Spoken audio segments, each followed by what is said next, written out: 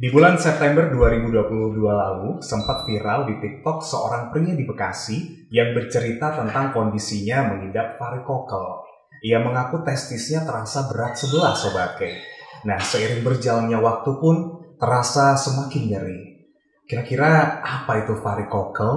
Seberapa berbahaya kondisi ini? Bagaimana dampaknya terhadap kehidupan sehari-hari? Kita akan bahas dalam BTS Berbagi Tips Sehat bersama Siloam Hospitals Jember. Nah, sore hari ini tentunya bukan cuma bersama saya Iksan. Di studio telah hadir Dr. Muhammad Zania Ramadhani, SPUM Ketlin, dokter spesialis urologi Siloam Hospitals Jember. Selamat sore Dr. Rama. Selamat sore Mas Iksan. Kita ketemu lagi ya setelah berbulan-bulan yang lalu ya. Kemarin Sehat sempat ya? ketemu ya satu kali. Iya. Alhamdulillah sehat. Sehat ya dokter. Nah, selain Dr. Rama, tentunya juga hadir Mbak Putri Galuh sebagai Marketing Communication. Udah siap nih ya bocorin info-info dari Siloam Hospitals. Insya Allah siap. Siap ya. Tapi sehat Mbak Galuh? Alhamdulillah selama bulan puasa ini sehat. Sehat terus. Iyalah, ini sudah Semoga selalu sehat. Iya, mau lebaran ya? Lebaran, terus juga THR-an gitu kan ya Mbak ya? Amin. Amin. Drama ini. Oh gitu ya? Waduh. Oke, Sobat K, selain melalui terrestrial channel 102,9 FM, BTS Berbagi Tips Sehat juga dapat Anda simak melalui visual radio di website kastrip.radiojember.com atau k-radiojember.com serta YouTube channel K Radio Jember dan Siloam Hospitals Jember. Mungkin kita langsung aja ya ngobrolin soal varikokel. Jadi kita pasti udah bertanya-tanya dan Sobat K juga pasti udah penasaran nih dok, apa itu varikokel? Oke, jadi sekarang hari ini kita ngomongin tentang varikokel ya. Jadi varikokel sendiri itu dia juga biasa disebut varises testis ya. Jadi kalau kita tahu varises itu kan biasa kayak ada pembuluh darah yang berkelok-kelok di kaki. Ya, itu kalau misalnya terjadi di daerah pembuluh darah testis ya atau plexus papilliformis atau vena testis itu disebut varikokel. Jadi dia berupa gangguan pelebaran pembuluh darah yang tidak normal pada testis atau buah zakar pria ya, tepatnya pada pembuluh darah balik atau pembuluh darah vena. Nah, jadi pelebaran pembuluh darah itu tuh yang menyebabkan keluhan-keluhan yang tadi mungkin sempat di prolog disebutkan oleh Mas Iksan. Iya. Gitu. Oke, karena itu saya juga dapat infonya di TikTok itu dok. Jadi ada pria yang dia tuh mengaku waktu itu kan saya masih nggak tahu ya dok ya. Waduh nih varikokel apaan gitu. Ternyata akhirnya kita bisa bahas nih sore hari ini. Jadi itu adalah varises yang ada pada testis pria. Iya betul. Jadi basicnya adalah apa sih itu ya, hanya pelebaran pembuluh darah. Ya, pelebaran pembuluh darah pada testis ya. Jadi kalau misalnya penyebabnya apa? Kalau kita ngomongin penyebab varikokel, jadi pada dasarnya pembuluh darah di tubuh manusia itu ada dua ya, ada arteri dan vena. Nah, arteri itu yang membawa darah yang baik ya, darah bersih ya. Itu dia bergerak karena pompa jantung menuju ke organ ya, menuju ke testis. Nah, kalau misalnya setelah masuk ke testis, dia akan semua produk metabolisme dari testis ya, kemudian dari sisa-sisa zat yang tidak dipakai dia akan dipompa ya, akan dikembalikan menuju ke jantung oleh melewati pembuluh darah vena. Nah, di pembuluh darah vena ini dia bergerak dalam tekanan yang rendah ya, karena dia bergerak karena tekanan dari otot-otot di sekitarnya dan dia melawan gravitasi ya. Nah, kenapa kok dia bisa bergerak ke atas? Karena dia ditahan oleh katup-katup di sepanjang vena. Nah, kenapa tadi varikokel itu kok bisa melebar sih pembuluh darahnya pada pembuluh testis itu? Itu terjadi basicnya itu karena terjadi kelainan pada katup di pembuluh darah vena tersebut. Nah, hal itu menyebabkan aliran darah pada vena testis itu akan terganggu sehingga ketika aliran darah harusnya ke atas, dia akan kembali ke bawah. Sehingga lama-kelamaan pembuluh darah ini akan melebar dan darah akan menumpuk di bawah. Seperti itu. Nah, jadi bukannya aliran darah itu kembali ke pusat atau ke jantung, tapi malah akan menumpuk di testis. Karena apa? Karena basicnya terjadi gangguan katup tadi di pembuluh darah vena. Terus gimana nih dok kita mengidentifikasi ciri-ciri atau tanda-tanda varikokel? Karena kita sebagai pria ini ya, harus waspada nih. Yang punya cuma laki-laki, perempuan nggak punya testis ya. Jadi biasanya mayoritas pasien itu dibagi menjadi dua. Jadi biasanya ada yang datang bukan karena keluhan klinis ya, tapi karena ada keluhan lain ya. Jadi sebenarnya badannya nggak ada apa-apa ya, tapi biasanya ini pada orang-orang yang sudah menikah, yang sudah beberapa tahun menikah, sudah melakukan hubungan suami istri yang reguler, tidak pakai kontrasepsi, tapi tidak memiliki keturunan, ya dalam lebih dari 1 tahun atau biasa disebut infertilitas primer, ya.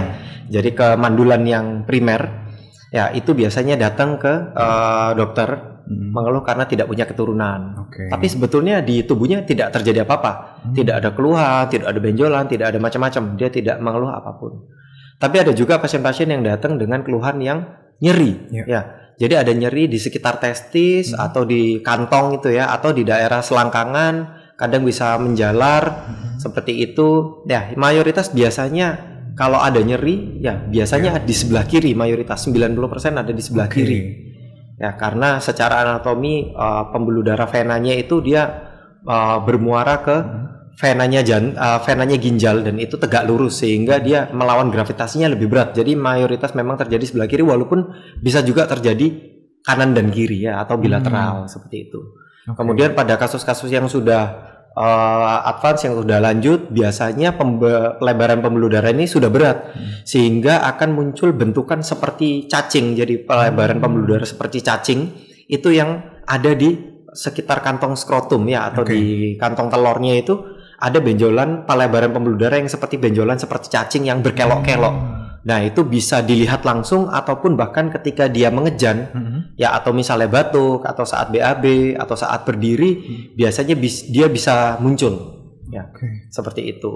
Baik. Jadi kita perlu waspada nih sobat K ya para kaum Adam kalau nyeri di area selangkangan terutama di sebelah kiri ya, Dok. Iya, mayoritas di sebelah kiri. Dan ini bisa juga menjalar ke sebelah yang kanan. Kemudian ada benjolan seperti cacing yang berkelok-kelok itu tadi. Karena kalau kita lihat varises di tangan aja ya, Dok ya. Betul. Itu kan tetap ya kayak cacing gitu ya. Cacing. Mayoritas kalau varises tuh banyaknya di kaki ya. Karena di kaki itu kan dia pembuluh darahnya panjang, dia jauh dari jantung, jadi dia butuh upaya untuk naik dan melawan gravitasinya lebih tinggi, sehingga ketika terjadi ada gangguan katup, nah itu akan sangat mudah untuk terjadi pembengkakan dari pembuluh vena itu tadi.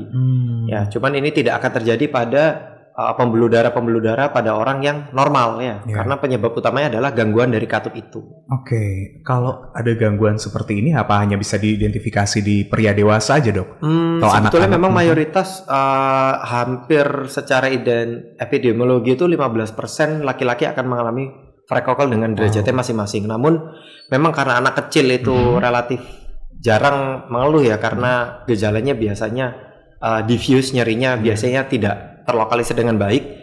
Biasanya paling sering itu teridentifikasi di usia remaja ya dan dewasa muda. Nah biasanya kalau misalnya yang usia remaja atau dewasa muda yang belum nikah biasanya seringnya datang itu antara keluhan nyeri ya atau dia memang secara sosial ketahuan secara tidak sengaja. Contohnya ketika dia mau daftar tentara atau polisi, ketika pemeriksaan fisik nggak ada keluhan nih anaknya, ternyata tiba-tiba ada benjolan atau dari pemeriksaan USG itu ditemukan adanya varicocele. Biasanya baru datang dengan indikasi seperti itu. Nah itu biasanya yang belum nikah. Tapi kalau misalnya yang laki-laki muda yang sudah menikah, mayoritas datang dengan keluhan infertilitas ya, jadi gangguan kesuburan sehingga pria itu dan pasangannya tidak memiliki keturunan dalam jangka waktu tertentu. Nah, secara definisi infertilitas tadi yang sudah saya sampaikan itu tidak memiliki keturunan setelah berhubungan reguler ya 3 kali seminggu dengan intensitas yang tetap ya, tanpa kontrasepsi dalam 1 tahun. Itu tidak memiliki keturunan, bisa dikategorikan sebagai infertilitas primer seperti itu. Baik, 15% pria loh Sobat K ya, mengalaminya. Dan ini biasanya diidentifikasi pada remaja dan dewasa muda. Kenapa? Karena mungkin usia-usia gini kan biasanya udah bisa melihat ya, Dok ya, bahkan ketika tadi mereka mau mengikuti tes ini, calon atau tentara atau mungkin kepolisian ya, pemeriksaan USG, maka biasanya mudah sekali untuk diidentifikasi Sobat K. Mungkin sedikit menambahkan untuk tadi ciri-ciri ya, tadi sempat gejala segala macam. Mungkin kalau misalnya pada varicocele yang pada remaja yang tidak tertangani dan tidak teridentifikasi dalam jangka waktu yang sudah cukup lama, misalnya anaknya udah tahu nih ada nyeri-nyeri tapi dipendem nih, mungkin dia malu ya karena itu kan area sekitar genital, mungkin bisa ditemukan ukuran testisnya biasanya bisa berbeda. Biasanya ada kecenderungan untuk terjadi hipotrofi atau atrofi atau pengecilan testis pada testis yang terdampak varikokel. Jadi biasanya datang, misalnya sudah berapa lama? Sudah beberapa tahun. Ternyata waktu pas diperiksa testisnya bisa lebih kecil dibanding yang testis yang normal, seperti itu. Biasanya ukurannya bisa berbeda. Ngeri-ngeri gimana gitu ya Mbak Galuh ya? Enggak apa-apa kan, sebagai cewek juga kita bahas ya hari ini ya. Iya, karena ini lumayan banyak soalnya kasusnya. Kalau cewek habis mandi mungkin ini ya sadari. Mungkin kalau cowok cek itu ya. Sama ya, cowok ini juga harus mengecek juga area genitalnya gitu loh Sobat K. Karena bukan berarti hanya cewek aja yang kadang-kadang ketika terjadi mandul ya dalam suatu keluarga, mungkin coba diperiksakan dulu nih Sobat K. Bisa jadi ya prianya itu ya teridentifikasi varikokel. Nah nanti kita juga akan tahu Sobat K seberapa bahayanya varikokel dan apakah pengobatannya ini cukup sulit atau seperti apa. Tetap di BTS Berbagi Tips Sehat. Anda masih mengikuti BTS Berbagi Tips Sehat bersama Siloam Hospitals Jember. Sore hari ini kita masih membahas gangguan kesuburan pria dan penanganan varikokel bersama Dr. Muhammad Zania Ramadhani, SPU MKet Clean, dokter spesialis urologi Siloam Hospitals Jember. Tapi sebelum kita lanjutkan pembahasan tentang penanganan varikokel, tentunya kita nggak ada capek-capeknya ya Mbak Galuh ya buat ngingetin Sobat K melakukan medical check up. Karena sesungguhnya mencegah itu lebih mudah, lebih baik daripada mengobati. Gimana nih soal MCU-nya Mbak Galuh? Mungkin boleh disampaikan ada promo-promo atau ada informasi khusus nih buat Sobat K. Iya, tadi kan sudah sempat disinggung juga kan kalau varikokel ini juga sebenarnya bisa diketahui sejak dini ya dokter. Itu kita kebetulan apalagi kalau ada tes-tes kesehatan yang berkaitan sama tes fisik. Nah, kebetulan di Siloam itu ada tes MCU medical check up, itu tes Kopassus. Kopassus itu tiap hari Kamis itu ada tes paket screening kanker prostat. Itu murah sih. Oh iya, murah dong. Terjangkau banget ya. Iya, juga teman-teman Sobat K itu bisa akses juga di nomor CS kita. Di berapa nomornya? Di 08 berapa ya? Ayo. 0812. Oke. 0812 491 39353. Oke. Itu nanti bisa Sobat K tanya-tanya di situ tuh untuk reservasinya. Soalnya kan tiap hari Kamis bisa ke dokter urologi, Dokter Rama langsung ya. Baik. Jadi paket medical check up-nya Kopassus ya, itu setiap Kamis. Iya, setiap Kamis. Awalnya kayaknya berlaku sampai akhir Maret kemarin ya, tapi diperpanjang lagi nih ya Mbak Galuh ya. Diperpanjang lagi karena banyak peminatnya ya. Wah, iya makanya Sobat K langsung aja dilakukan pemeriksaan kesehatan lebih dini lagi dengan ikuti program Kopassus ini setiap Kamis, atau mungkin di hari lain kan juga bisa ada program lain ya, bisa Anda ikuti. Ada paket screening kanker prostat, ini ada hubungannya ya sama area genital. Langsung aja Sobat K bisa hubungi customer service-nya di 0812 491 39353. Sekali lagi di 081 249 139353. Nah, info yang lain mungkin kita hold dulu sebentar ya Mbak Galuh ya, karena kita harus tahu nih seberapa bahayanya varikokel ini Dokter Rama. Oke, sekarang kita ngomongin bahaya ya. Jadi bahaya ini sebenarnya kata-kata yang ya multitafsir ya. Jadi apakah mengancam jiwa? Nah, itu kayak paling jelas ya dengan istilah bahaya. Sebenarnya enggak ya. Jadi apakah bisa mengancam jiwa atau menyebabkan kematian? Tentu tidak ya. Karena ini pembuluh darah ini hanya dia mengalirkan darah dari testis saja. Tapi kembali lagi varikokel ini dia punya potensi yang cukup besar untuk menurunkan kualitas sperma dan menyebabkan infertilitas atau kemandulan pada pria. Ya.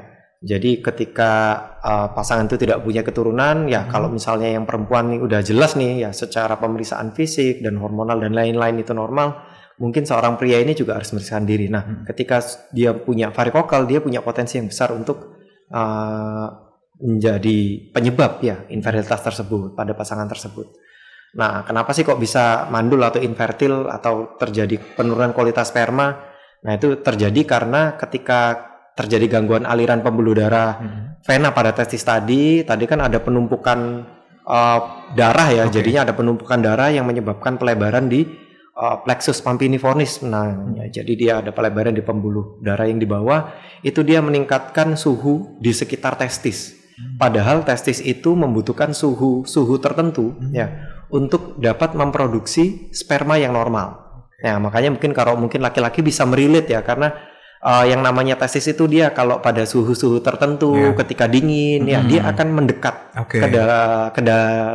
ke tubuh ya. Dia akan ibaratnya Jawanya mengkeret ya. Iya, betul. Kantongnya akan mengkeret. Kenapa sih? Karena testis ini biar lebih hangat suhunya. Kenapa ya? Karena untuk optimalisasi produksi sperma. Sementara kalau pada suhu panas itu testis akan menjauh dari tubuh. Ya, jadi Jawane akan delewer ya. Iya, betul. Kenapa? Karena dia membutuhkan suhu yang lebih dingin ya. Karena kalau dekat sama tubuh dia akan lebih naik suhunya. Jadi pada pasien varikokel suhunya akan relatif tinggi sehingga akan mengganggu proses produksi sperma yang optimal. Selain itu aliran darah yang terganggu juga akan menyebabkan oksigen pada testis juga terganggu. Kemudian juga akan menumpuk sisa-sisa metabolisme yang jelek yang harusnya dibuang lewat vena, dia akan menumpuk di testis dan meracuni testis, sehingga semua itu akan memicu produksi sperma yang subnormal ya atau tidak normal, sehingga memicu infertilitas atau kemandulan secara umum. Baik ya. Jadi menurunkan kualitas sperma, sobat, kayak kemudian aliran darah yang menyebabkan oksigennya terganggu, serta meracuni testis. Itu tadi berarti sudah dipastikan kalau penderita varikokel mandul ya dok ya? Sebetulnya apakah semua pasti mandul? Sebetulnya tidak ya. Banyak sekali, saya secara pribadi pernah punya pengalaman, ada beberapa kasus yang pasien ini datang dalam kondisi dia nyeri ya. Tapi dalam kondisi pasien ini sudah punya anak sebetulnya. Ketika dilakukan pemeriksaan fisik dan pemeriksaan penunjang, contohnya seperti USG, itu baru ketahuan pasiennya punya varikokel kanan dan kiri. Tapi pasien sudah punya anak, berarti kan sudah tersingkir apakah dia mandul atau tidak? Jelas tidak, dia sudah punya keturunan. Nah, jadi yang kita bahas di sini adalah potensinya ya. Jadi karena ini yang kita ngomongkan namanya potensi ya, jadi bisa terjadi atau bisa tidak. Namun ketika sudah terjadi infertilitas, jadi harus dipikirkan, saya punya varikokel, jadi kemungkinan ada penyebab ya yang besar. Varikokel ini menyebabkan gangguan produksi sperma saya, seperti itu. Baik. Ya. Kadang orang yang sudah berketurunan baru punya varikokel berarti ya dok ya, atau memang sebelumnya berarti ya? Mungkin sebelumnya sudah punya varikokel, tapi mungkin sebelumnya punya varikokel, namun mungkin varikokelnya mungkin hanya satu sisi, jadi dia masih punya produksi sperma yang normal dari sisi testis yang satunya. Jadi karena produksi sperma itu normal, ada 3 parameter ya untuk sperma yang normal itu adalah jumlahnya, itu per cc dari ejakulat itu lebih dari 15 juta. Kemudian untuk motilitas atau pergerakan itu lebih dari 32% harus normal. Dan kemudian untuk bentuk ya, parameter ketiga adalah bentuk sperma yang normal harus lebih dari 4%. Nah, ketika ada varikokel, nah itu dari 3 parameter itu bisa terganggu antara jumlahnya yang berkurang ya, atau pergerakannya yang tidak normal, atau bentuknya yang tidak normal seperti itu. Nah, itu akan berpotensi menyebabkan subfertilitas atau penurunan fertilitas ya. Jadi subfertilitas itu bukan berarti tidak subur ya, tapi penurunan tingkat kesuburan seperti itu. Baik, jadi penurunan tingkat kesuburan ini sobat kayak untuk penderita varikokel. Nanti untuk metode pengobatannya apakah perlu operasi atau seperti apa dokter? Jadi sebetulnya untuk mengobati varikokel apa yang harus dilakukan? Jadi sebetulnya kita harus mencari indikasi dulu ya untuk dilakukan tindakan tuh kapan sih harus dilakukan tindakan pada varikokel. Jadi sebetulnya tindakan atau operasi ya kita bilang kalau di dalam urologi itu kita harus cari bukti mutlak dilakukan tindakan apa, yaitu infertilitas tadi. Jadi harus ada bukti pasien ini infertil atau mandul atau tidak subur. Berarti pasien ini sudah harus menikah ya dalam jangka waktu lebih dari 1 tahun tidak memiliki keturunan tanpa kontrasepsi dengan hubungan yang reguler. Ya, itu tidak memiliki keturunan dan harus dibuktikan dengan pemeriksaan tes analisa sperma bahwa memang terjadi gangguan produksi sperma. Seperti itu tadi. Jadi ada 3 parameter yang terganggu, salah satu atau bisa 3-tiganya. Jumlahnya terganggu, pergerakannya yang tidak baik, atau bentuknya yang tidak normal. Nah, itu baru ada indikasi mutlak untuk dilakukan tindakan operasi. Nah, kemudian ada juga indikasi yang relatif, yaitu nyeri. Jadi ketika nyeri yang berkepanjangan, yang tidak membaik dengan pengobatan konservatif, mungkin bisa juga pilihan untuk mengatasinya adalah operasi, walaupun tidak bisa menjamin 100% operasi varikokel akan menghilangkan nyeri. Ya, karena ada beberapa kasus memang nyerinya masih ada, walaupun mungkin intensitasnya jadi berkurang. Seperti itu. Baik, ini agak ngeri-ngeri gimana ya Mbak Galuh ya? Tapi kadang juga nyalahin cewek. Ini ya, ketika mungkin dalam suatu keluarga ya.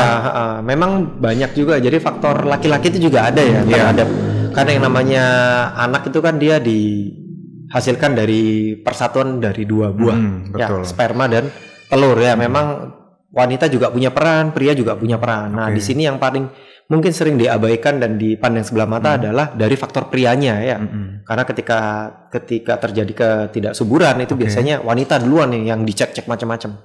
Gitu. Jadi sebagai pria juga kalau misalnya memang itu terjadi pada Anda, jangan langsung menyalahkan pasangan dalam tanda kutip ya. Jadi Anda juga harus memeriksakan diri Anda apakah ada problem atau tidak pada organ Anda, terutama pada produksi spermanya seperti itu. Baik, tadi kan kita sempat menyinggung varikokel yang memerlukan operasi, Dok. Sebesar apa biasanya melakukan operasinya, tindakan operasi? Jadi operasinya kalau misalnya pada varikokel sendiri itu operasinya biasanya pendekatannya dengan pembedahan, baik pembedahan terbuka ya atau pembedahan mikroskopis dengan menggunakan mikroskop, atau juga bisa dengan laparoskopi atau dengan teropong. Ada juga beberapa alternatif seperti embolisasi atau skleroterapi. Jadi intinya menyumbat pembuluh darah. Jadi pada dasarnya tujuannya adalah ketika terjadi varikokel itu kan tadi kan pembuluh darah venanya kan nggak normal, ya karena katupnya yang error. Nah itu intinya adalah dipotong sama diikat atau disumbat. Intinya pembuluh darah yang jelek tadi, yang katupnya bermasalah itu tidak boleh dipakai lagi, tidak boleh dilewati darah. Kenapa? Karena ketika lewat situ akan terjadi penumpukan darah menyebabkan suhu testis naik, jadi mengganggu proses produksi sperma yang normal. Ya, jadi intinya seperti itu. Jadi intinya harus dipotong atau diikat. Tekniknya ada sangat banyak ya. Jadi harapannya ketika dipotong dan diikat, darah tidak mengalir lagi ke vena itu yang rusak tadi, diharapkan akan mengalir lewat pembuluh-pembuluh darah yang normal. Dan diharapkan agar nanti bisa menyebabkan kesuburan juga bisa memberikan kesuburan pada prianya ini, sobat. Pada studi itu dari infertilitas yang disebabkan oleh varikokel murni itu bisa meningkat proses operasi ini atau perbaikan dari varikokel ini bisa meningkatkan 50-60% dari kualitas spermanya seorang pria. Kayak gini nih ada bersifat keturunannya gitu nggak, Dok? Ya, sebetulnya apakah ini bersifat keturunan? Mungkin bisa dibilang iya ya, karena kerusakan pembuluh darah atau kelainan pada katup pembuluh darah vena itu kemungkinan diturunkan sama seperti kayak ambeien, varises itu juga kerentanannya diturunkan secara genetik diturunkan. Wah, ini dia sobat K, berarti makanya kalau misalkan kita memiliki riwayat seperti itu ya, pada baiknya adalah langsung melakukan pemeriksaan ya dokter ya, pemeriksaan agar nanti ada penanganannya supaya nanti tidak menyebabkan keturunan juga nantinya. Baik, kita akan selain keturunan juga dia juga dipicu juga ya. Jadi selain keturunan dia juga dipicu oleh aktivitas sebetulnya. Jadi aktivitas fisik yang berlebihan atau kebiasaan-kebiasaan untuk mengejan ya. Contohnya pada pasien-pasien dengan batuk kronis, pasien dengan kesulitan BAB ya. Jadi BAB yang sulit, keras ya, atau konstipasi dalam jangka waktu yang lama, sering mengejan ketika BAB itu juga jadi salah satu faktor yang bisa memicu varikokel. Itu dia sobat K ya, penyebab-penyebabnya, kemudian bagaimana pengobatannya. Nanti kita akan bahas lagi lebih banyak tentang varikokel. Tetap bersama kami di BTS Berbagi Tips Sehat. 102,9 FM K Radio Sound of Knowledge. Masih di BTS Berbagi Tips Sehat. Kita membahas tentang varikokel sore hari ini Sobat K. Nah, tadi kita sudah mengetahui bagaimana harus mengoperasi varikokel. Kemudian apakah penderita varikokel sudah pasti mandul. Semua tadi sudah dijawab oleh Dr. Rama. Tapi sekarang saya ke Mbak Galuh dulu. Karena ada banyak layanan dari Siloam Hospitals yang bisa dimanfaatkan ini ya oleh para pasien. Apa aja nih Mbak? Tadi kan juga sempat bahas soal nyeri yang nggak tertahankan juga kan Mas. Itu kalau memang udah nggak tertahankan bisa langsung dibawa ke IGD kita. Nah, layanan ambulans kita juga bisa ditelepon. Jadi ambulans kita yang menjemput pasien itu bisa menghubungi di 0331 2861 911 di situ. Nah, terus buat konsultasi ke Dokter Rama itu sudah ada setiap hari Senin sampai Sabtu. Itu bisa untuk jadwal-jadwalnya itu bisa dilihat di aplikasi My Siloam Apps. Jadi sahabat K bisa download aplikasinya via App Store maupun Play Store. Itu nanti bisa check in juga sekalian di situ. Jadi nggak usah registrasi, nggak usah ambil nomor antrian di rumah sakit. Iya, jadi langsung check in di HP dari rumah. Terus dikasihkan ke bagian registrasi, habis itu ke perawatnya bisa langsung ke dokternya. Mantep, lebih cepat ya layanannya Sobat K. Emergency itu di 0331 286 1911 ya. Atau kalau misalkan di luar ini Anda bisa ke aplikasi My Siloam juga untuk registrasi terlebih dahulu. Setiap hari Senin sampai Sabtu itu bisa ya Mbak Galuh ya. Aplikasinya ada di Play Store dan App Store. Kita lanjutkan lagi tentang varikokel. Bisa menyebabkan komplikasi ya dok ya? Apakah varikokel ini? Soalnya dari tadi kan lihatnya pembuluh darah itu. Oke. Jadi sebetulnya komplikasi ini dibagi dua ya. Jadi komplikasi yang terjadi karena varikokel yang belum dilakukan tindakan atau komplikasi setelah dilakukan operasi. Jadi kalau yang varikokel yang memberat ya, kemudian tidak ditangani ya, apa yang bisa terjadi ya itu tadi. Yang pertama terjadi subfertilitas atau bahkan infertilitas ya, atau kegangguan sehingga tidak memiliki keturunan ya. Yang kedua kalau misalnya pada yang remaja apalagi yang belum menikah ya, kalau misalnya dibiarkan lama dalam derajat-derajat tertentu itu malah bisa memicu kerusakan dari sel-sel testis, memicu pengecilan dari testis ya, atau hipoplasia testis, atau bisa terjadi atrofi testis atau testis mengecil ya. Jadi biasanya kalau terdampak di satu sisi bisa mengecil satu, atau kalau terdampak dua-duanya malah bisa mengecil dua-duanya. Dan itu di kemudian hari saat menikah malah akan mengganggu produksi sperma secara nyata ya, karena ukurannya lebih kecil. Seperti itu. Kemudian komplikasi setelah tindakan bagaimana ya? Sebenarnya operasi untuk varikokel sendiri bukan termasuk operasi yang besar ya. Nah, untuk beberapa teknik mungkin yang dengan microsurgery atau dengan laparoskopik mungkin dia masuk ke operasi canggih.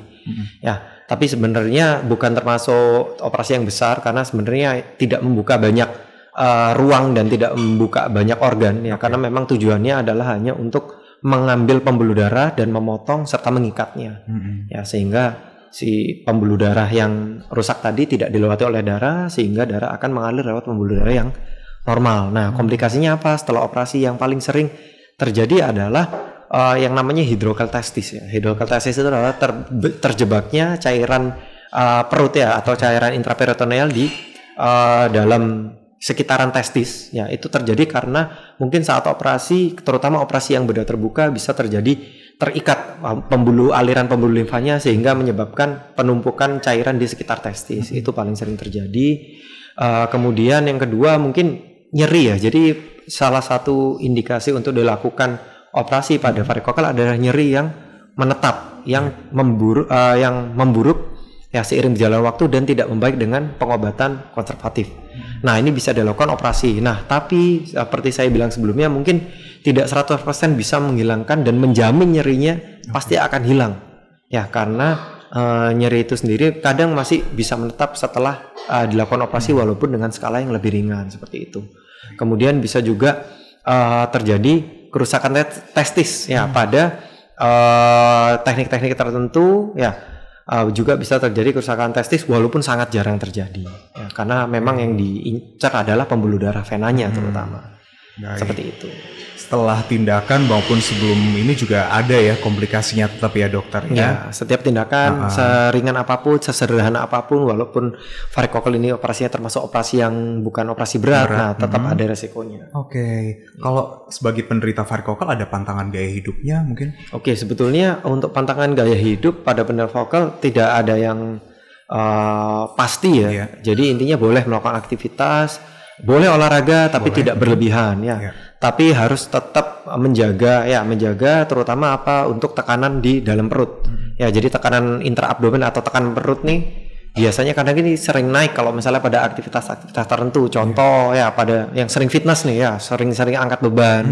Kalau misalnya dilakukan dalam jangka waktu yang lama, dalam tempo yang interval yang berat, dalam terus-menerus, itu bisa memicu pelebaran yang lebih lanjut. Jadi gradingnya bisa naik ya. Jadi yang awalnya grade 1 bisa naik grade 2 sampai ke grade 3. Kalau grade 3 biasanya pembuluh darahnya sudah seperti cacing, jadi udah kelihatan dari luar. Jadi pasien diem-diem aja dalam kondisi istirahat, ngaca udah kelihatan tuh ada kayak belokan pembuluh darah gitu ya, seperti cacing di sekitar skrotum atau di sekitar testis ya. Kemudian pada pasien-pasien yang punya riwayat batuk kronis ya, pasien punya TBC atau batuk yang lama yang tidak tertangani, ya itu kan ketika batuk kita kan tekanan di dalam perutnya kan akan naik. Nah, itu akan memicu tahanan pada pembuluh darah sehingga itu akan bisa memperberat kondisi dari varikokal itu sendiri. Kemudian yang tadi sudah saya sampaikan pada pasien yang BAB-nya susah ya, nih yang suka sobat kayak yang susah BAB nih, yang jarang makan sayur, minumnya kurang, olahraganya kurang, itu ketika dalam jangka waktu lama sering mengejan ya, jangankan varikokal ya, bisa juga memicu ya pembesaran pembuluh darah yang lain. Contohnya ambeien. Itu pelebaran pembuluh vena pada sekitar anus ya, itu mungkin kurang lebih gambarannya mirip, cuman beda lokasi seperti itu.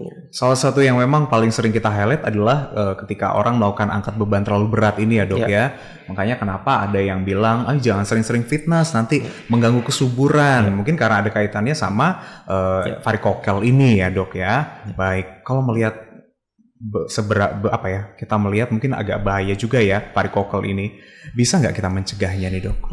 Sebetulnya pada dasarnya untuk mencegah bisa atau tidak, kita kembalikan lagi ke dasar patofisiologinya atau dasar penyakitnya apa. Dasar penyakitnya tadi kan sudah kita bahas bahwa terjadi kelainan pada katup vena, dan itu dibawa secara genetik ya, memang cetakannya seperti itu ya. Jadi emang bawaannya kayak gitu, 15% laki-laki akan mengalami.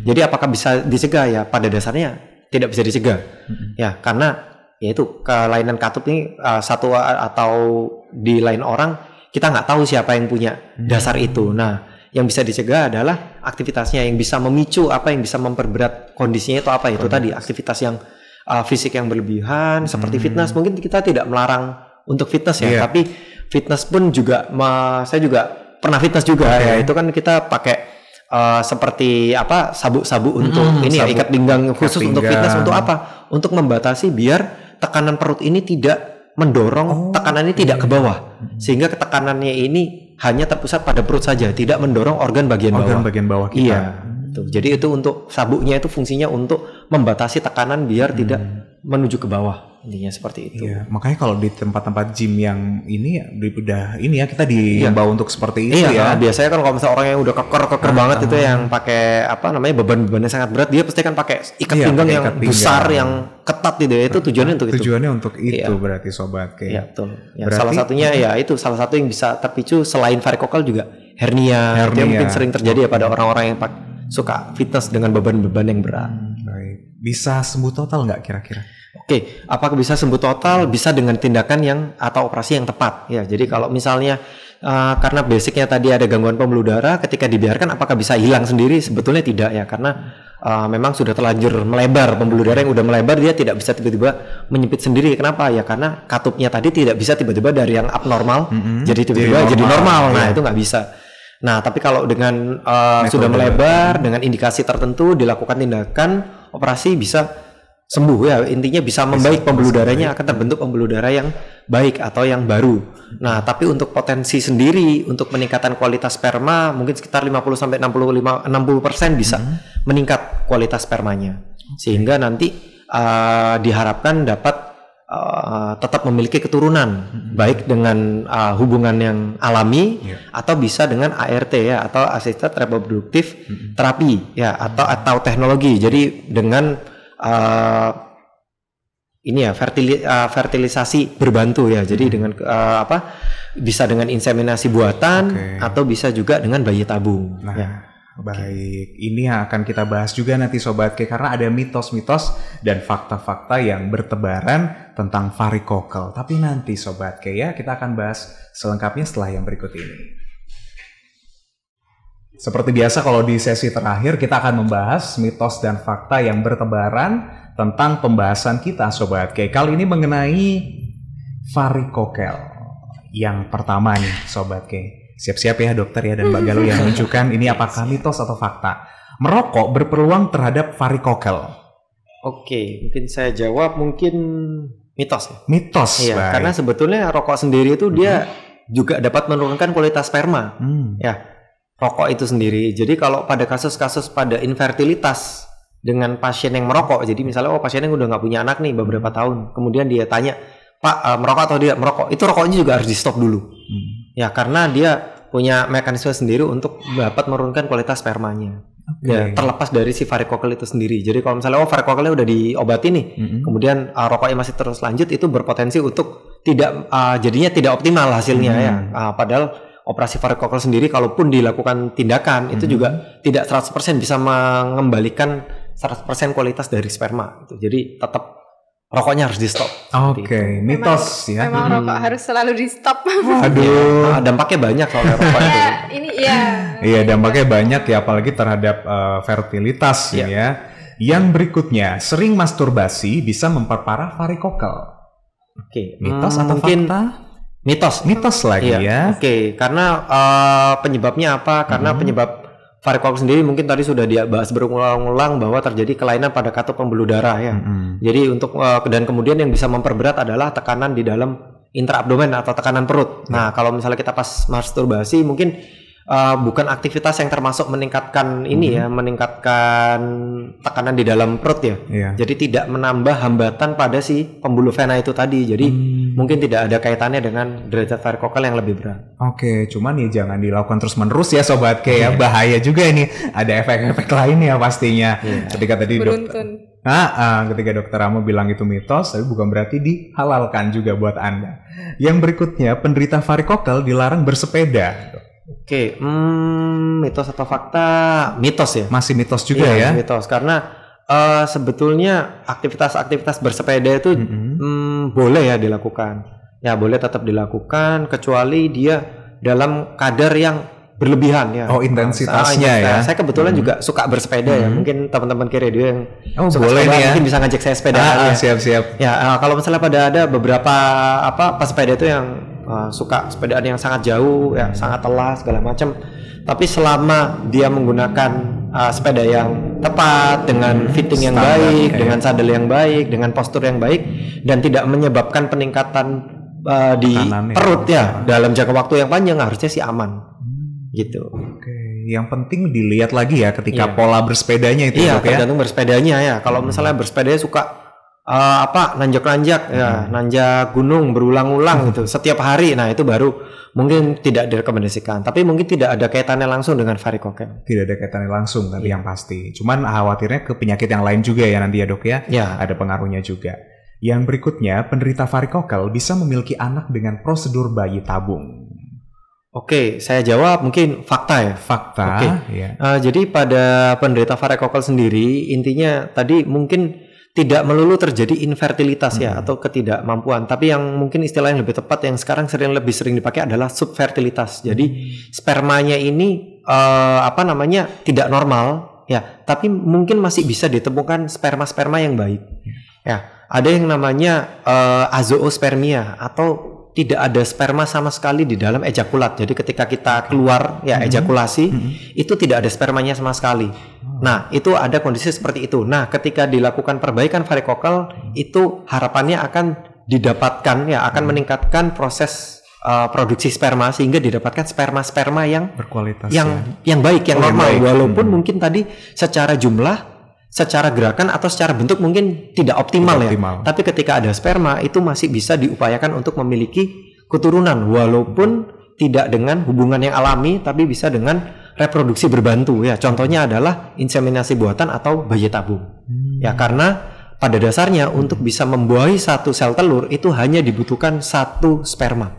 Ya, padahal yang tadi sempat saya singgung ya sekali kita ejakulasi itu bisa 2 sampai 5 cc. Per cc-nya bisa mengandung 15 juta sel sperma. Jadi total tuh normalnya secara satu kali keluar ya itu sperma normal ya. Kalau ejakulat normal itu spermanya lebih dari 39 juta. Ya, yang dibutuhkan untuk membuahi hanya satu ya. Jadi hati-hati bermain dengan sperma ya. Iya, baiklah. Ya, satu yang nakal aja bisa bikin ini ya, hamil ya, hati-hati ya. Nah, itu dia Sobat K. Yang berikutnya, setelah operasi varikokel terkadang sulit ejakulasi. Setelah operasi varikokel apakah sulit dilakukan ejakulasi? Harusnya mitos ya. Karena proses untuk produksi sperma dan proses untuk ejakulasi itu adalah dua proses yang berbeda. Ya, tidak terkait. Dan ketika kita ejakulasi ya pada orang varikokel misalnya pada orang yang infertil yang tidak punya sperma sama sekali. Jadi testisnya rusak lah gampangannya ya, tidak bisa memproduksi sperma. Apakah ketika kita ejakulasi tetap keluar cairan yang berwarna putih? Tetap keluar ya. Tapi secara mikroskopis ketika dicek itu tidak ada spermanya sama sekali ya. Tapi ejakulatnya tetap ada. Jadi kalau kita ngomongin sperma ya yang kita harus bayangkan adalah ada kepalanya dan ada ekor. Mungkin beberapa Sobat K pernah ada ilustrasi tentang sperma gitu ya. Oke, jadi itu berbeda dengan ejakulat ya. Jadi ketika kita ejakulasi apakah ada atau nggak ada spermanya, nggak ada yang bisa tahu. Jumlahnya berapa, spermanya seperti apa, kualitasnya seperti apa, nggak ada yang pernah tahu. Ya karena apa? Karena itu hanya bisa dilihat secara mikroskopis seperti itu. Jadi apakah mengganggu ejakulasi? Tentu tidak ada hubungan. Ada hubungannya. Harus lab dulu ya berarti ya. Iya, gitu. Dan itu untuk tes analisa sperma itu tidak semua orang. Misalnya, dok saya pengen tahu sperma saya normal atau enggak. Saya mau analisa sperma itu. Enggak seperti itu ya. Jadi biasanya pada indikasi-indikasi tertentu, terutama pada pasien yang secara klinis ya dia mengalami infertilitas atau subfertilitas. Baik, nah itu sudah dijawab semua Sobat K tentang mitos dan faktanya. Sekarang saya balik lagi ke Mbak Galuh. Gimana nih Mbak Galuh? Ada yang mau disampaikan mungkin nih, tapi berkaitan sama varikokel atau enggak nih? Karena varikokel nih urusannya cowok sebenarnya Mbak Galuh ya. Tapi dampaknya bisa ke cewek. Iya. Yang nggak punya anak dua-duanya. Nah betul. Turunannya nggak ada ya jadinya. Kebetulan untuk konsul-konsul ke Dokter Rama ini di hari Senin sampai Sabtu itu bisa pakai BPJS. Jadi buat Sobat K yang mau konsultasi ke Dokter Rama punya BPJS jangan khawatir, Dokter Rama melayani BPJS kok ya dokter. Melayani silakan. BPJS. Siap membantu. Iya, kan nggak ada salahnya juga kan untuk konsultasi ke dokter gitu. Terus untuk jadwal-jadwalnya tadi sudah disebutkan bisa diakses di aplikasi MySiloam atau di Instagram kita juga ada di @siloamjember. Terus juga atau di www.siloamhospitals.com. Oke, itu ya untuk informasi dari Mbak Galuna. Sebelum kita ke penutup, mungkin ada conclusion dari Dokter Rama? Oke, konklusi dari saya intinya tetap jaga kesehatan, terutama ini pada saat puasa ya. Tetap jaga kesehatan untuk kesehatan saluran kencing. Jangan lupa minum ya 1,5 liter sampai 2 liter per hari ya, 6 sampai 8 gelas per hari. Ketika puasa tetap diupayakan jeda setelah buka puasa sampai sahur tetap dicukupi nutrisinya, terutama cairannya air putih. Kemudian pada pasien-pasien yang tadi mungkin punya gejala-gejala atau keraguan apakah saya punya varikokel atau tidak, silakan bisa datang menemui saya di Siloam Hospital Jember untuk konsultasi dan identifikasi lebih lanjut ya. Nggak usah malu, santai aja ya karena ini demi kesehatan bersama ya. Oke, baik. Terima kasih banyak nih Dokter Rama sudah hadir ya. Udah banyak banget nih yang kita dapatkan Sobat K tentang varikokel. Mbak Galuh juga makasih info-infonya. Ya kita kan jadi tahu nih kalau misalkan mau medical check up di Siloam Hospital, nggak usah bingung soal biayanya Sobat K, karena ada program Kopassus itu tadi ya, terutama untuk Anda para pria dan mungkin buat Sobat K entah yang masih lajang atau bahkan yang sudah menikah mau tetap melakukan konsultasi boleh. Dokternya juga cowok ya kan ya, jadi nggak usah malu ya. Nggak usah malu ya. Kan Anda mau melakukan medical check up, santai aja Sobat K. Terima kasih juga Anda sudah mengikuti BTS kali ini. Kita akan ketemu lagi di BTS edisi berikutnya. Jangan lupa simak terus BTS baik melalui 102,9 FM, melalui website kastriparadiojember.com dan YouTube channel KI Radio serta Siloam Hospitals Jember. Sampai jumpa.